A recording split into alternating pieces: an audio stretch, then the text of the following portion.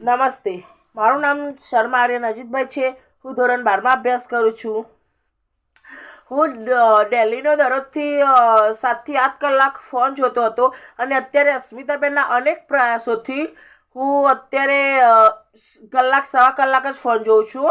અને અસ્મિતાબેને અમને પહેલાં અનેક ગેમો રમાડી હતી અને મહિનાનું શિડ્યુલ પણ આપ્યું હતું કે દરરોજ તમારું ગોલ નક્કી કરવાનો છે કે આજે હું કેટલો ફોન કરું। તો મેં પહેલા દિવસથી 6 થી 7 કલાકનું ગોલ નક્કી કર્યું। તો એમ કરતો હું 4 કલાક આવ્યો, 3 કલાક આવ્યો, 2 કલાક આવ્યો, એમ કરતો હું કલાક સવા કલાકે પહોંચી ગયો છું।